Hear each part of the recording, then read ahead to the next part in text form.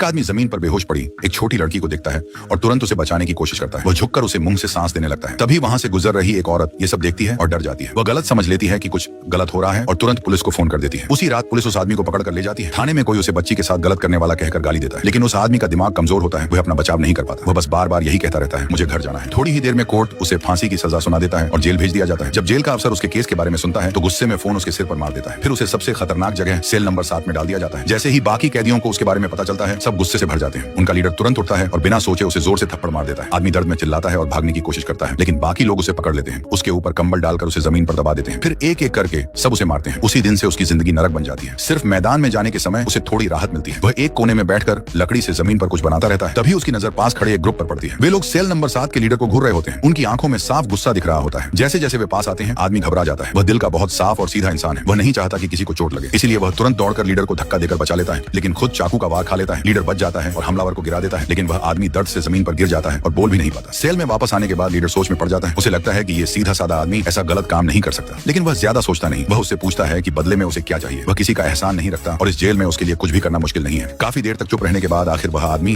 अपनी बात कहता है। लीडर उसकी बात सुनकर चौंक जाता है, लेकिन वादा कर चुका होता है, इसलिए प्लान बनाता है। चर्च में होने वाले एक प्रोग्राम के दौरान वह लड़की को चुपके से अंदर ले आता है। पीछे के हंगामे का फायदा उठाकर वह जैरी से उसे एक बॉक्स में छुपा देता है। फिर उस बॉक्स को धक्का देकर सेल नंबर 7 तक ले जाते हैं। सेल के अंदर लड़की बॉक्स से बाहर निकलती है। उसे बिल्कुल डर नहीं लगता। वह चारों तरफ बड़ी उत्सुकता से देखने लगती है। लीडर उससे पूछता है, डर लग रहा है क्या? लेकिन वह उसे नजरअंदाज कर देती है और एक कोने की तरफ देखती रहती है। आदमी जैसे ही पीछे मुड़ता है वह हैरान रह जाता है। उसकी आंखें भर आती हैं। वह रोते हुए उसके पास जाता है और उसे जोर से गले लगा लेता है। जैसे ही लड़की अपने पापा को देखती है वह तुरंत रोने लगती है। वह छोटे छोटे हाथ हिलाते हुए पूछती है, आप बिना बताए क्यों चले गए? लेकिन आदमी के पास कोई जवाब नहीं होता। वह बस बार बार माफी मांगता रहता है। बाकी कैदी चुपचाप ये सब देखते रहते हैं। उन्होंने ऐसा सीन पहले कभी नहीं देखा होता। यहाँ तक कि लीडर भी कुछ नहीं बोलता। उसे डर होता है कि गार्ड्स को पता न चल जाए। लेकिन तभी हरे कपड़े वाला लेख घबरा जाता है। अगर लड़की पकड़ी गई तो सबकी सजा बढ़ जाएगी। वह दौड़कर दरवाजे के पास जाता है और गार्ड्स को बुलाने लगता है। सेल में अफरा तफरी मच जाती है। लड़की उससे कहती है, कृपया मत बताओ, लेकिन वह और जोर से चिल्लाता है। बाकी कैदी उसका मुंह बंद कर देते हैं, लेकिन शायद देर हो चुकी होती है। लड़की जल्दी से दरवाजे के पीछे जाकर बैठ जाती है और रोने लगती है। जैसे ही गार्ड आता है लेख डर के मारे कांपने लगता है और सच बताने ही वाला होता है। तभी लड़की उसका हाथ पकड़ लेती है। वह रुक जाता है। लड़की रोते हुए सिर हिलाकर उसे चुप रहने के लिए कहती है। लेख के चेहरे पर साफ दिखता है कि वह अंदर से लड़ रहा है। एक पल के लिए लगता है कि वह सब बता देगा, लेकिन आखिर में वह बात बदल देता है। सब लोग चैन की सांस लेते हैं। गार्ड थोड़ा शक करता है, लेकिन फिर कुछ नहीं कहता। वह अंदर एक रोटी फेंकता है और गुस्से में चला जाता है। गार्ड के जाते ही लड़की दौड़कर अपने पापा के गले लग जाती है। वह उसे धीरे बोलने को कहती है। उसकी समझदारी देखकर सेल के सभी लोग हैरान रह जाते हैं।